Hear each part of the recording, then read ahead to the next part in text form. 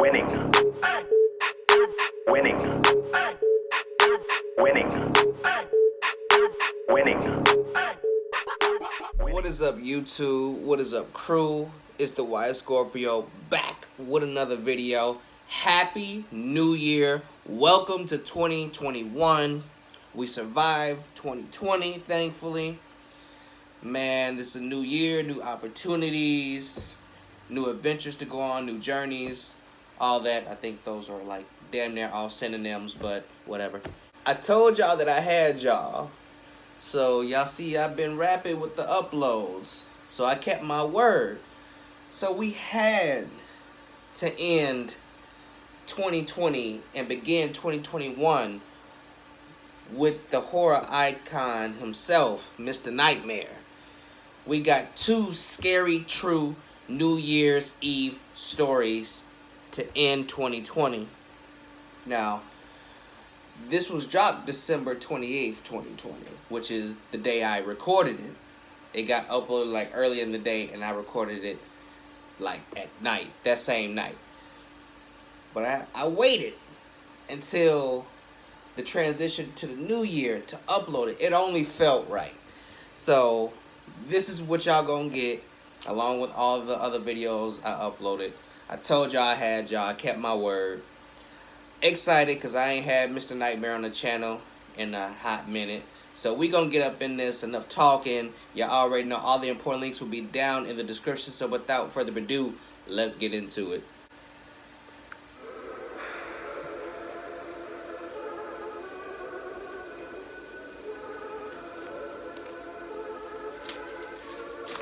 Got ice in my water, boy. After moving to the dorms for college, I started drinking a lot more than I did in high school. It changed me. During winter break, I came back home to my parents' house to spend the holidays with my family. New Year's was just becoming a holiday that I looked forward to, since it entailed a lot of partying with other people my age. It was New Year's Eve night. My parents were out at a friend's party. I had my two best friends over. I'll call them Jim and Steve. That was really our hometown squad back then. We didn't have that many other friends that liked to go out. I had them over to drink and hang out while we figured out our plans for the night. Jim apparently was talking to this girl who invited him to a party across town. She told him that we could come too, so that was our plan. We downed a few shots of rum, then polished off a few cans of beer each, and we each were pretty drunk. Jim called an Uber to the address the girl gave him. Turned We up. all split it 3 ways. Jim said he never met this girl, but that they matched on Tinder a week ago, and that she was really pretty and seemed cool based on her texting style. Better be careful with that. The Uber driver pulled us up in front of some storage-looking building. This was apparently the address. We were confused. Jim read the address over, and we all confirmed on our phones that this building was what came up under the address. Keep going. Before allowing the Uber driver to leave, Jim confirmed with the girl he was talking to that it was in fact this building and not a house. Almost instantly, she texted back confirming this. So we all got out from the Uber, and then he slowly disappeared down the street. Come on, We man. made jokes about not really wanting to go in and calling the Uber to come back, but ultimately we ended up just going in. We looked for an entryway, and it seemed there was a small door left open with a big guy standing by it. We approached him and asked if this was the party. He nodded his head and pointed in the doorway without saying a word. Pretty sketchy. We walked into this very dark, narrow hallway, following a lone ceiling light hanging at the end of the hall. We were getting closer to the sound of the loud, rumbling music. We got to the end of the hall and found the opening to, I guess, what was supposed to be the party floor. It wasn't nearly as big on the inside as the outside. It was very dark, the only lighting being from a couple cheap-looking strobe light machines.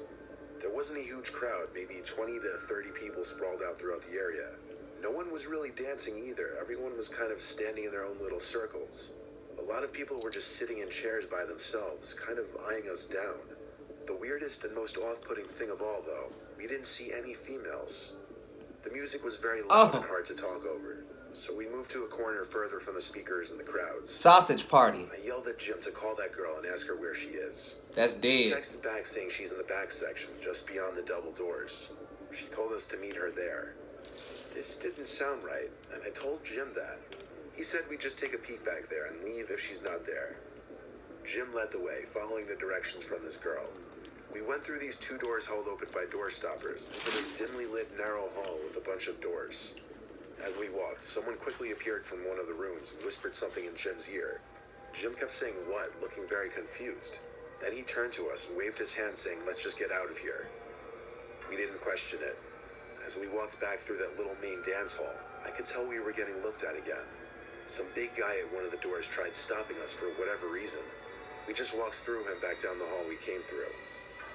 We noticed he was following us, and finally Jim yelled, "Run," and started sprinting down the hall. That's when I knew shit was real. We followed, and the guy behind us yelled at the top of his lungs, "Yo, stop them," probably to the guy standing at the entry door. He didn't really make an effort to stop us, though, when we ran back out the front door. We ran out of the little parking lot into the closest main road, where we called an Uber again. Jim explained that the dude in the hall whispered in his ear to get out of there before midnight, as they were going to trap everyone in there. Jim didn't ask any more questions. He basically just told us to haul ass out. This led us to believe that girl he was talking to didn't exist. Haul Just ass. some kind of trap to lure unsuspecting victims into whatever was about to go down in that building that night. We made an anonymous police report that something was going down in there that night, and that it should be investigated and shut down. We spent midnight on that New Year's sitting in my living room by ourselves. We never found out what transpired in that warehouse. But if you told the police and they did their job, then nothing should have transpired there. Right? It was New Year's Eve of 2016. My girlfriend and I were hosting a party in my condo. I invited about 30 people and said they could bring whoever they want, as long as they were respectful of my place. As we were setting things up for the party, we kept losing things and then finding them back in the same place a few minutes later, like the TV remote, her bag, or just anything we seemed to need at the moment. We thought we were just imagining it, but it kept happening over and over.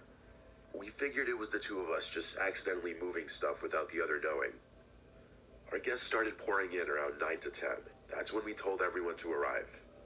Since my friends would be bringing friends, I positioned some of my surveillance cameras in rooms with valuables, such as the living room and the bedrooms. By the time everyone was over, things were still kind of disappearing. Like at one point, I wanted to show my friends my new pair of shoes my girlfriend got me for Christmas, and I couldn't find them. And even more, my window was left open in my bedroom. Oh, hell I mean, no. it was a party, and I had to assume my girlfriend or some of the guests had to do with some of this stuff. But it started getting weird. Nevertheless, the condo was crowded, and I didn't have much time to be worrying about this stuff. I told myself I'd check the surveillance footage after the party, or if things persisted, I'd check it during the party. There were a handful of faces I didn't recognize, but I met most of them through whichever friends brought them over. That time of the night that people either can't wait for or dread finally came, and we all started to gather around the TV to watch the ball drop in Times Square. I looked around the room and noticed some tall guy in a black trench coat facing the wall opposite the TV. He was looking down at the couch doing something. I was about to ask my friend Alan if he knew who that was, but everyone started counting down, so I turned my attention to that and joined in. A trench coat. Everyone yelled Happy New Year and all that. Suspect. Anyone who came as a couple got their New Year's kiss. And when everyone settled down a bit, I realized that tall guy wasn't in the room anymore. I asked Alan if he knew who that tall guy was, and he said, yeah, that's Tom's friend. So that was that. One of my friend's girlfriends eventually came downstairs and said whoever the guy in the trench coat was wasn't leaving the bathroom. I told her it was Tom's friend, and to just use the master bedroom bathroom. So she went back upstairs. Eventually the clock hit 2 a.m., and that's when things were dwindling down and people were starting to make their exits. When everyone was gone, my girlfriend and I said we'd clean up tomorrow. However, we did a quick inspection to make sure nothing was stolen. Her bag was gone completely this time, and so was one of my expensive watches. I rushed to our bedroom to pause the video cameras so I could download the footage and play it back. We started watching for the time guests started to arrive. I had it on fast forward, and we just skimmed all 3 cameras. Eventually, we noticed Tom's friend in the trench coat in the guest bedroom, going through our stuff. I paused the footage in a fit of rage. I cut the footage to a 30-second clip and sent it to my phone, and then texted Tom immediately. I said, your friend stole shit from my apartment, bro. He texted back, dude, no way, what do you mean? Then I sent him the footage. A minute later, he texted back, who the hell is that? I don't know who that is. Shit. Yeah, I. I was told that was your friend. Once again, he said, dude, I don't know that guy. My girlfriend and I got nervous now, so I went on a texting spree, texting all of my friends who came, asking if they knew that person. From everyone who was still awake, we got a bunch of no's. So we went to finish the video footage, following the guy in the trench coat. He made his way into our bedroom, opened the door, then started dropping some of our belongings out the window, including my girlfriend's bag. I felt like the room was spinning and my heart was in my throat. Then the man in the video quickly turned around as if he heard someone coming up the stairs, and he crawled under the bed. We sped through the rest of the video footage, but he never got out from under the bed. Under the bed that we were currently sitting on using the laptop. I saw the fear in my girlfriend's eyes, and her temptation to scream, but I covered her mouth with my hand and whispered in her ear, "Run on the count of 3. But she couldn't help it. She let out a cry. So I had to yell at her to just run out of the room. I pushed her off the bed and followed close behind. I took a look under the bed before slamming the door shut, and I saw him down there under the bed. We made eye contact. It was an indescribable moment. We called the cops in the kitchen, both grabbing big kitchen knives. Police made it to my condo in like 3 minutes, but by that time the intruder was gone, and our bedroom window was once again open. He escaped through the window and got away with our belongings. I handed over the video footage files to the police department, and they would review it and record an image of the man's face. Of course, he was never found, at least not by our local police department. 3 years ago, he sent this story. Damn. I'm glad you finally rolled it out. Yo. Oh, man. For real. I got one question for you. One good question for y'all. For those of y'all who are like me and who have a security camera or security cameras in your apartment, in your house, whatever. Let's say that you didn't throw a party. Let's say that you came home, because usually if these security cameras sense motion, like if mine sense motion or hears something, it automatically starts recording. So you look at the camera and I don't know, you're at work, you're out and about, you look at the camera because it sent you a notification, and you see a person moving around in your apartment or your house. And you get home from wherever you were and you investigate your place and you don't find anything. The last thing you saw in that video was the person going into, let's say, the closet. And let's say you go to your bedroom, you sit on the bed, or you're in the kitchen, the dining room, something, and you never see the person leave out of this closet, or you never see the person come from underneath your bed. What the fuck do you do? Do you do that? Because if you run out, you're gonna get chased. And if they on that bullshit, which you know they already are because they never left your place, because they heard you coming in, so they just hid somewhere. Or do you get a weapon, a strap, a knife, whatever you have at hand, and do you fuck them up and then call the police? Or do you run out of your place and call the police while you hauling it? What would y'all do? I think I have to, Hey, man, you underneath the bed? You just gonna stay underneath the bed until the police get here, bro. I ain't playing with you, man. Don't reach for shit. Why you wanna be up in the closet and shit? No, you just gonna stay in the closet. Ain't no skeletons up in there. It's just you. You gonna stay up in that closet until the red and blue lights, the people with the red and blue lights on their cars get here for your ass. I'm on your ass now. But nah, let me know down in the comment section what y'all would do in a situation like that. Because that's exactly the type of security camera I have, where it senses motion and or it senses audio and it automatically just starts recording. And I live alone, so I leave my window, my balcony window or / door open quite often. So it'll catch like the blinds moving and shit like that. But I'll tell you like this. I live alone. Yeah, a lot of y'all who keep up with me know that. I live alone.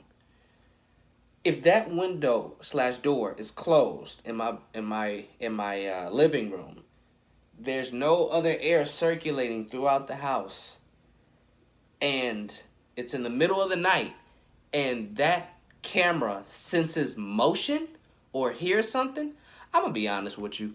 I'm probably not gonna watch that. I'm probably not gonna watch the video. I'm probably not gonna watch the feedback.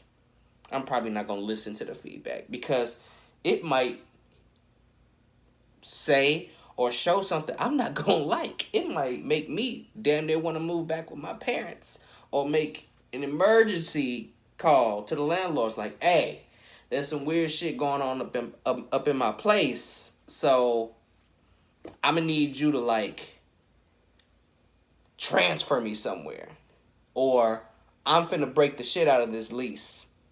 We gonna figure something out. So yeah, let me know what y'all would do. Let me know down in the comment section. Thank you guys so much for watching the video. I hope you enjoyed. I hope you drop a like, comment, and share the video. I hope y'all join the crew. We getting bigger every day. Man, I'm glad we made it to 2021. RIP to y'all loved ones, friends, all that who didn't make it to 2021. Because last year, 2020 was a rough year for a lot of us. Trust and believe that. But man, all you can do is stay prayed up if you believe in that. Stay positive, stay safe. Man, and that's it. You just live each day as you get it. Because, you know, tomorrow is never promised. Today ain't for sure. Shout out to E40. But I done did enough talking. I said I was going to keep it short, and I started rambling. My bad, y'all. So, yeah, that's all the content I have for y'all this time around.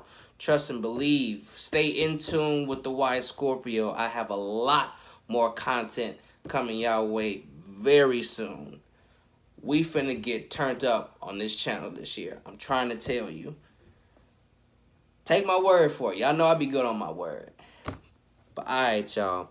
Man, y'all stay blessed, stay safe, stay smooth, all that. Until next time, y'all be smooth. Alright?